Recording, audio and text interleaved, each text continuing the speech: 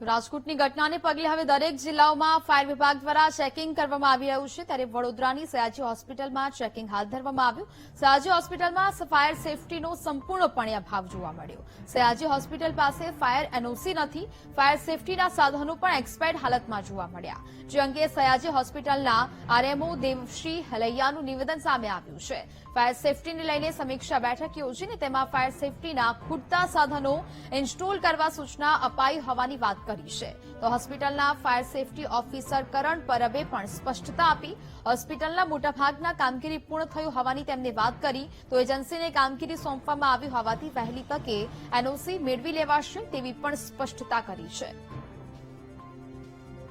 મધ્ય ગુજરાતની સૌથી મોટી હોસ્પિટલ છે। રાજ્યના સાથે બહારના રાજ્યના લોકો પણ અહીંયા આગળ સારવાર અર્થે આવતા હોય છે અને એસએસજી હોસ્પિટલમાં ઘણી વખતે આગના બનાવો બન્યા છે અને જ્યારે આગના બનાવો બને છે ત્યારબાદ જે ફાયર બ્રિગેડ દ્વારા અહીંયા આગળ નોટિસ તો આપવામાં આવે છે, પરંતુ ફાયર બ્રિગેડના જે સાધન સામગ્રી હોવી જોઈએ એ સાધન સામગ્રીનો પણ અભાવ છે। ફાયર પંપ પણ બંધ હાલતમાં છે, સાથે જે બોટલો મૂક્યા છે એ પણ એક્સપાયર ડેટ વાળા છે। એટલે ખાસ કરીને જ્યારે રાજકોટની અંદર જ્યારે જે દુર્ઘટના ઘટી છે ત્યારબાદ પણ તંત્રએ જાગવાની જરૂર છે, પરંતુ એસએસજી જનરલ હોસ્પિટલના જે સુપ્રિન્ટેન્ડન્ટ સાહેબ છે અમને 3 વાર નોટિસ આપી એવી પણ માહિતી મળી છે, છતાં પણ જે કહેવાય છે કે જે કામગીરી કરવાની જરૂર છે કામગીરી થતી નથી ને જ્યારે કંઈક બનાવ બને છે ત્યારબાદ તંત્ર સફાળું જાગે છે અને જ્યારે જે કહેવાય છે કે મુખ્યમંત્રી સાહેબ કે ગૃહમંત્રી સાહેબ જે જાહેરાત કરે છે સહાયની એને કરતા તો અમારી ખાસ માંગણી છે કે જ્યારે ગરીબોના ઘરની અંદર જ્યારે ફાયર એનઓસી ન હોય અને સીલ મારવામાં આવતું હોય અથવા દુકાનની અંદર સીલ મારવામાં આવતું હોય તો એસએસજી જનરલ હોસ્પિટલમાં પણ જે સુપ્રિન્ટેન્ડન્ટ સાહેબ જો કામ ન કરતા હોય તો સસ્પેન્ડ કરવા જોઈએ તેવી અમારી ખાસ માંગણી છે। હોસ્પિટલની ફાયર સેફટી માટેની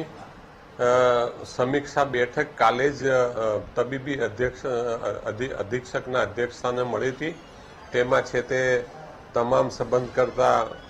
જવાબદાર અધિકારી કર્મચારીઓ હાજર હતા અને બેઠકમાં સમીક્ષા કરવામાં આવેલી હતી।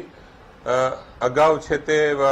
ફાયર ઓફિસર નહોતા અને ફાયર ઓફિસરની નિમણૂક કરવાની છે, ફાયર મેનની પણ નિમણૂક કરવામાં આવેલ છે અને જે મેજર જોઈએ એ મેજર પ્રમાણે કામગીરી ચાલુ હતી, પરંતુ નાણાકીય વહીવટી જે પીઆઈયુને કરવાની હોય એ બધી વહીવટી પ્રક્રિયાઓમાંથી પસાર થતા અને હવે તો જો કે નાણાં પણ આવી ગયા છે મંજૂર થઈ અને આજની સ્થિતિએ કાલે જે સમીક્ષા બેઠક થઈ એ સમીક્ષા બેઠકમાં નિર્ણય લેવામાં આવેલ છે અને જે તે એજન્સીને કંઈ પણ દેવામાં આવેલ છે કે જેટલી પણ અહીંયા ડેફિશિયન્સી તાત્કાલિક પૂરી કરી અને ફાયર સેફટીનું એનઓસી લેવામાં આવે। ના, એનઓસી આપણી પાસે પહેલા 2 વારની લીધેલી છે, આપણે એક્સટેન્ડ કરાવવાની 2 વર્ષની જે આપણે પ્રોસેસ ચાલે છે રિન્યુની પ્રોસેસ,